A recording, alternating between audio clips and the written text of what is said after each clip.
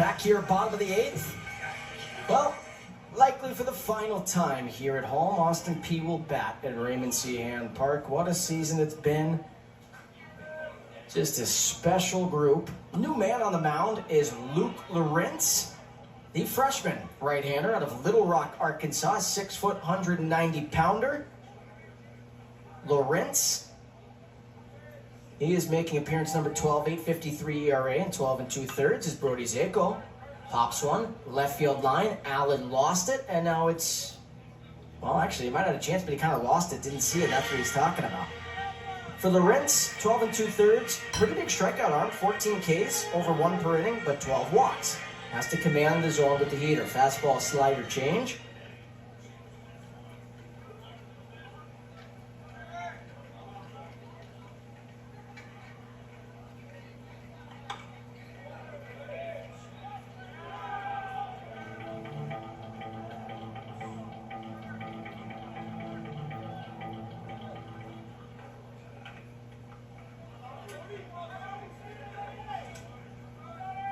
Oh, and 2 here on Brody Zako.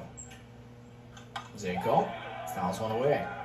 You know, big shout out to Nick Jackson, our producer today, Adam Hamill, Warren Hinkle, Chase Neidig, and Joe Palmer. Without these 5 guys, this show does not run at all, does not operate.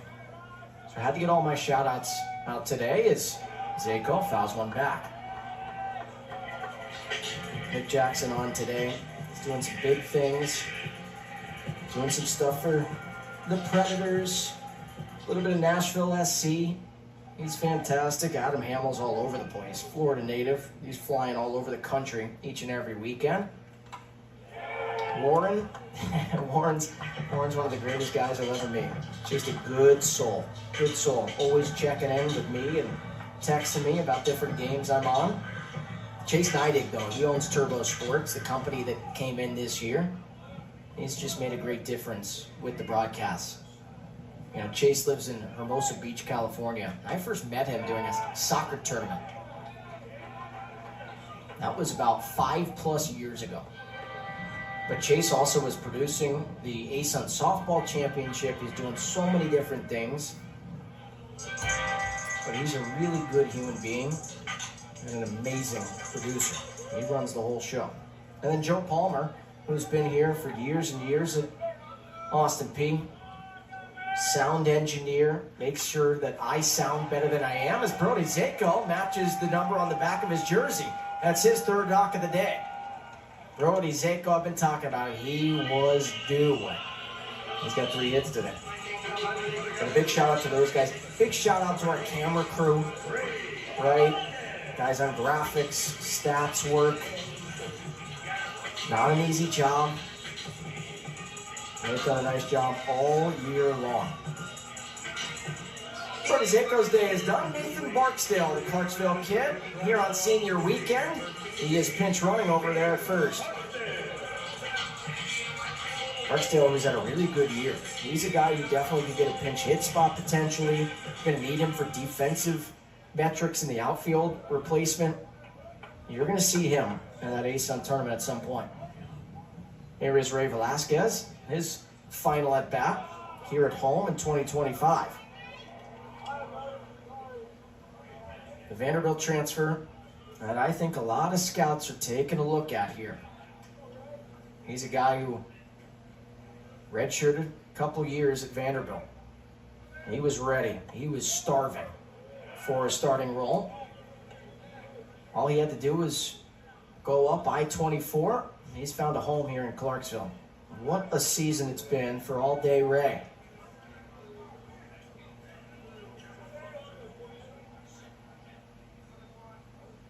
Two-0, takes the slider, didn't want it, it's 2-1. Same situation as the 7th inning, by the way. If Austin Peay scores 3 here, the game is over.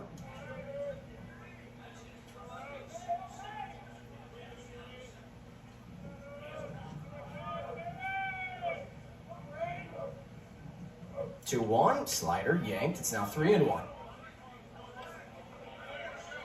Andres Matias, who left the yard his last time up, is waiting on deck.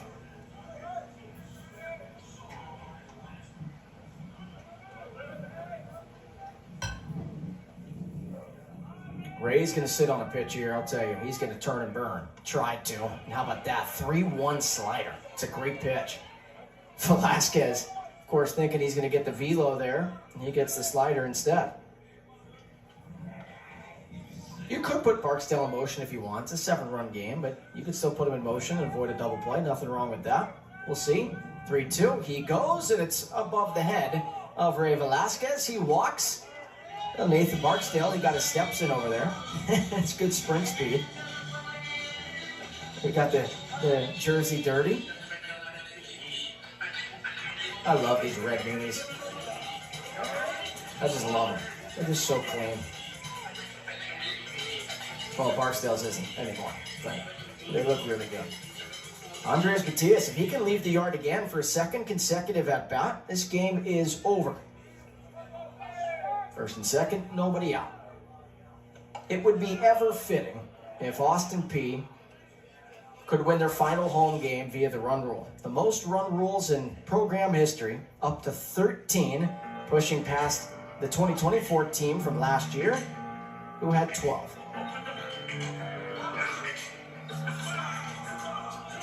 And Austin Peay, by the way, they've only been run ruled one time this year, and it was in the second game of the season in that tournament down in Arizona, the Desert Classic against Seton Hall.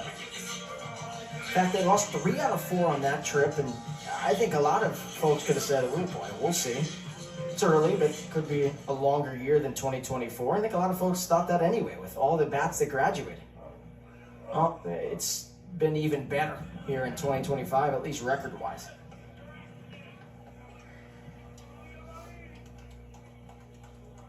So 1-1 here on Matias. It's a much better slider there on that last offering from Lorence.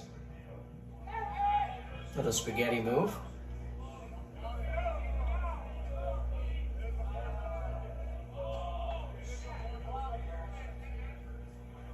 Lipscomb, and then down to Florida for the ASUN Championship. Off the end of the bat, Matias didn't recognize it. It's a fair ball. Lorence fields it, fires to shallow. That's a great play. Like a cat. Matias didn't recognize that it went fair, so he wasn't sprinting right away. Great play off the mound there by Lorence. How about the defense today, by the way? College baseball, folks, on a Sunday can get interesting. That error total can move up a ton. Clean baseball. No errors today on either side. That's special on a Sunday. And a lot of diving plays. Keaton caught him. Slider elevated, 1-0.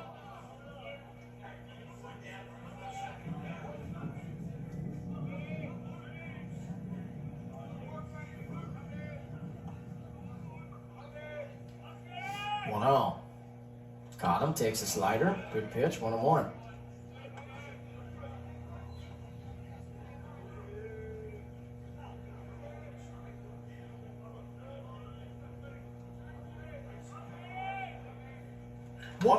Ripped out to center, it gets down, and Ray Velasquez will head to third. Coming in to score is the pinch runner in Barksdale. Station to station, it's 12-4.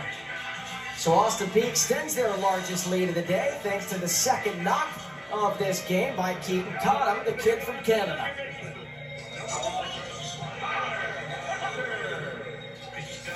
So here is Kyla Proctor.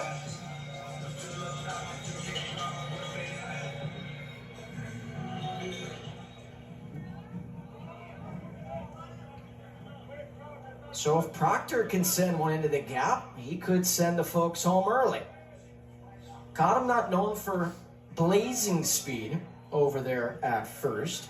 If you want to look at stolen bases, though, by the way, it was funny. I was raving about Zako and Cole Johnson, and I guarantee you the Cottom family is saying, what about Keaton? He's 3 for 3 in stolen base attempts.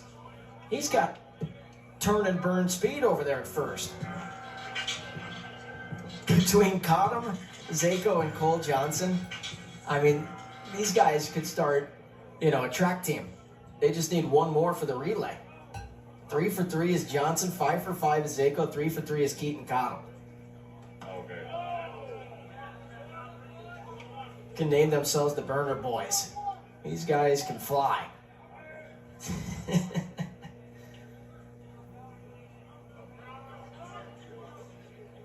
Proctor's had a really good day at the plate. There goes Cottom. He's going, trying to make it 4 for 4. Throw is cut off. Throw to the plate is not in time. Oh, Keaton Cottom is now 4 for 4 in stolen base attempts. One of the fastest guys in the NCAA. And how about All Day Ray sprinting home for third? So the double steal. That makes it 13-4. Taking a look and, oh wow, really close. It was really close. Remember, it's hard to see, and I think Nick Harlan is out of challenges. Almost positive about this, that he cannot challenge him. I think he is out of challenges. It was really close. I don't even know if there's enough to overturn that anyway, but it was close. Alvetti thought he got him, couldn't believe the call by home plate umpire Timothy Cooper.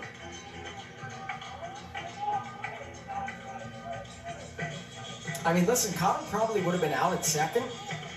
And here's my take on this. I don't know what they're looking at here. Roland Fanning can't believe it. I'm not sure what's being discussed. Roland Fanning obviously doesn't want to get kicked out in the final game at home this season, but I don't know what's being looked at here. And Austin Peay's got to stop here. This is what I talked about. You just got to stop arguing. You got to stop jawing at the umpires here. 13-4. It's the final home game of the year. Can't ruin this moment. About to be part of history and win 40 games. You just got to stop. Roland Fanning, too. He knows it. He's fired up here. He's talking to the umpires. But this is just where you got to know the situation and know the score.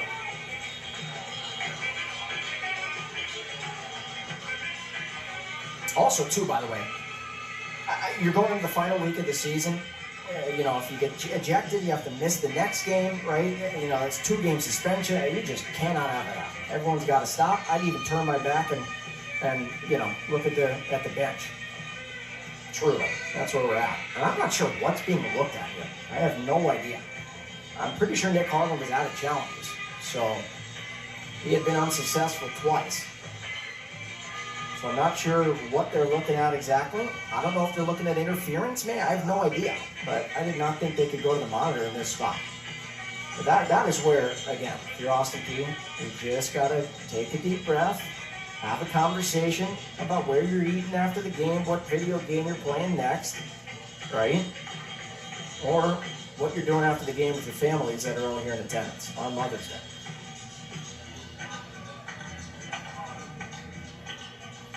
But they're looking at something. And so it's either 13-4 and whatever they're looking at, call stands. This is where I would just wish we had a mic on someone so we could know what is being challenged here.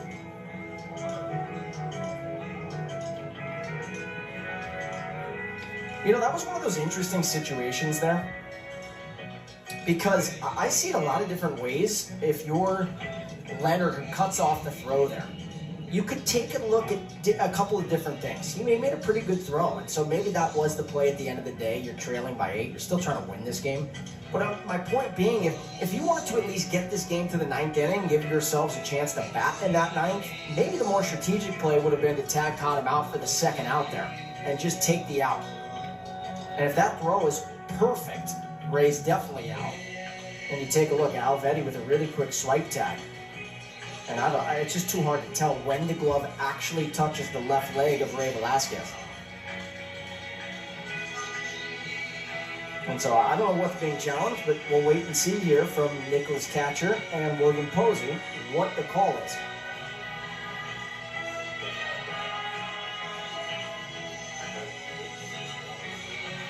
And he is safe at the plate. So it was something about the call at home, but it's 13-4. Keaton Cottom with steal number 4. He's a perfect 4 for 4. Him, Cole Johnson, and Brody Zicko, they're going to start the burner boys. They just need to add a 4th. Maybe it's Ray Velasquez, who's now 8 for 10 as he steals home. And now Kyler Proctor. He is a hit away from sending these folks home early here at the hand. Austin Peay looking for run rule win number 14. They're looking for win number 40. They're trying to join 4 other special teams and just be the 5th team in program history to win 40-plus games. They're trying to be the fastest team ever to 40 wins. And Kyler Proctor goes down swinging. So 2 away here in the bottom of the 8th. Here is John Peay. 2nd most homers in program history. 2nd best slugging percentage in Austin Peay history. He will surely go play pro ball this summer when the college season is over. Hit home run number 20 earlier today. He's trying to end it. Slider elevated 1-0.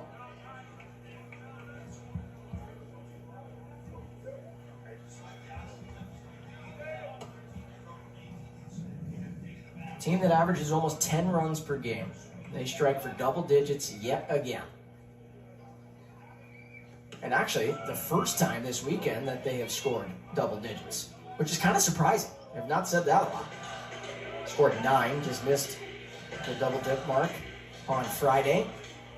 They scored 7 yesterday, losing 11-7. 13 more runs here today. Caught him with a short lead at second. Peay waves at the slider. It's a good pitch.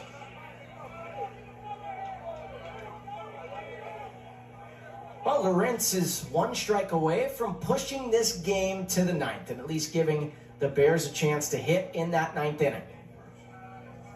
Can he get Peay here with caught him at second?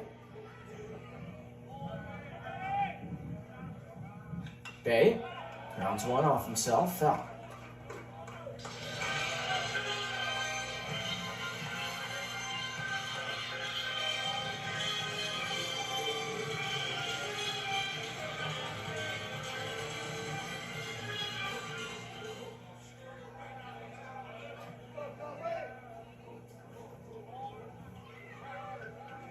One, 2 is upstairs. One final shout out I wanted to give Steve East, the wonderful baseball SID for Central Arkansas.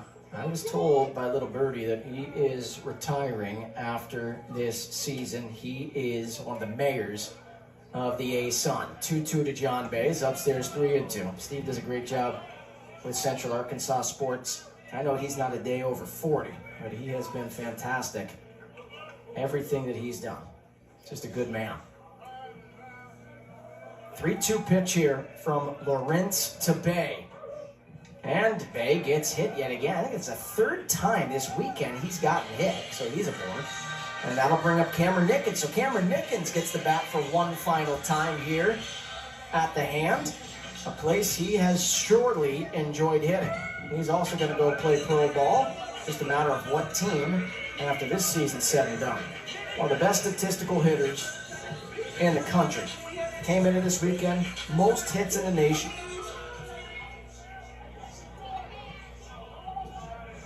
Third best OPS, 6th best batting average, 5th in doubles, 15th in runs batted in.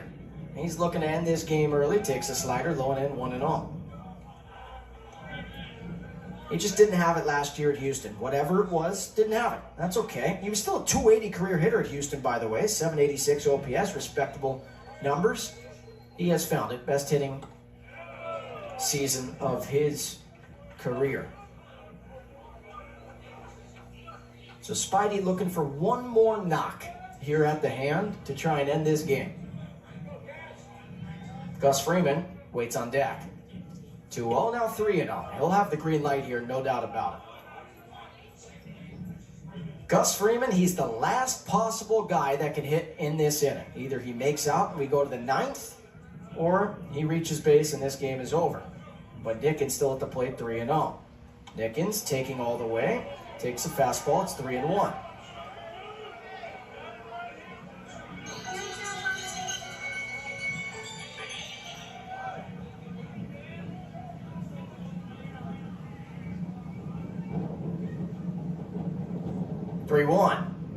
Nickens rips one past the diving good shield. Caught him, gets the wave. Throw by Allen, cut off. Throw to the plate, not in time. Spidey delivers another walk-off run rule win. Run rule win number 14, win number 40. Austin Peay, they're celebrating in right field. They have walked off another opponent. They've won their 11th series of the season. Oh my goodness. What a team here in 2025.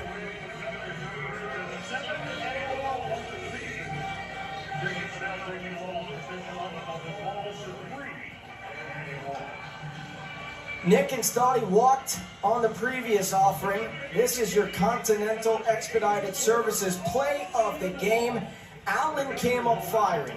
Cottom is now a part of the Burner Boys. He was turning and burning around third, head first slide, greeted by the bus, and they celebrate in right field. They've won another series here in 2025.